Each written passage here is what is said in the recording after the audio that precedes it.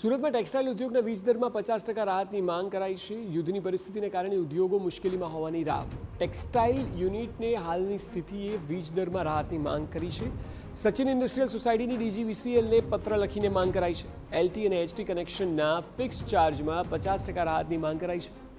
કારીગરોની ઘટનાને કારણે ઘણા યુનિટ અર્ધ ક્ષમતા પર ચાલુ છે। તાત્કાલિક નિર્ણય લઈને ઉદ્યોગોને સંકટમાંથી બહાર લાવવાની રજૂઆત કરવામાં આવી છે।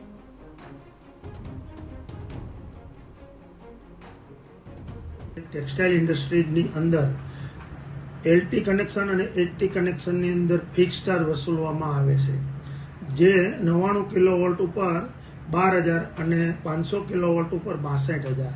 તો અમે ડીજીવીસીએલના એમડી સાહેબને એવી રજૂઆત કરી છે કે ભાઈ ઈરાન, ઇઝરાયલ અને અમેરિકાનું યુદ્ધ જ્યાં સુધી ચાલે છે ત્યાં સુધી આ ફિક્સ ચાર્જમાં અમને 50%નો ઘટાડો મળે એવી અમને રાહત મળવા પાત્ર હોય તો અમને મહેરબાની કરીને આ રાહત આપશો। તો સચિન ઇન્ડસ્ટ્રીયલ કોઓપરેટિવ સોસાયટીના કારોબારી સભ્યએ ડીજીવીસીએલને લખેલા પત્રમાં જણાવ્યું છે કે હાલની વૈશ્વિક પરિસ્થિતિને કારણે યાન અને ગ્રે માર્કેટમાં ઓર્ડર ઓછા મળી રહ્યા છે, તેને કારણે ઉત્પાદન ખર્ચમાં વધારો થતાં ટેક્સટાઇલ ઉદ્યોગ પર દબાણ છે। તેમાં પણ વીજ ખર્ચ ઉદ્યોગકારો માટે મોટું ભારણ સાબિત થઈ રહ્યું છે। તેને લઈ જો આ રાહત મળે તો બંધ યુનિટોને ફરી ગતિ મળે તેવી શક્યતા છે।